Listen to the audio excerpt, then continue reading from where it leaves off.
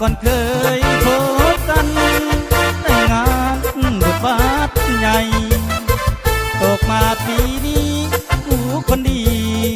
ไปอยู่ใสสวงเงือวัดใหญ่ฝ่ายอยู่ใสนอคือบ่เห็นคนใส่เสื้อแดงมีหลายคนเขาใส่แต่บ่แม่นดวงใจไอ้แนมไปข้างเต็นเมื่อหักเมื่อยแยงใส่เสื้อแดงแต่บ่เห็นจากปากกำหรือเว้นไปเห็นบ่นอเสื้อแดงเห็นบ่นอสาวเสื้อแดงของคอยตัวไอ้มายืนคอยบอกปีหน้าจะมาหาเธอคุณสวงเรือออกพรรษาคนจนแย่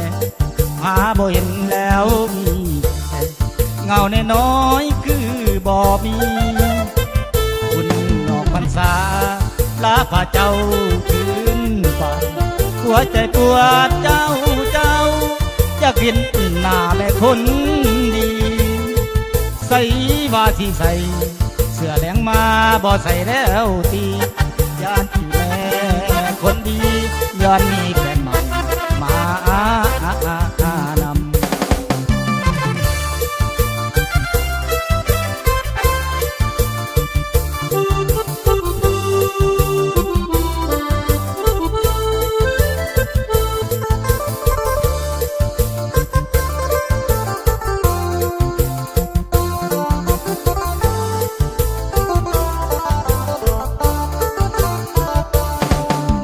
นอ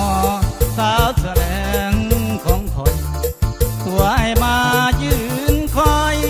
บอกปีหน้าจะมาหาแท้คุณสวงเรือออกพรรษา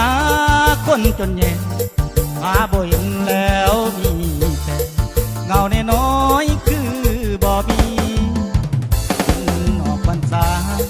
ลาพาเจ้าคืนป่าหัวใจปวดเจ้า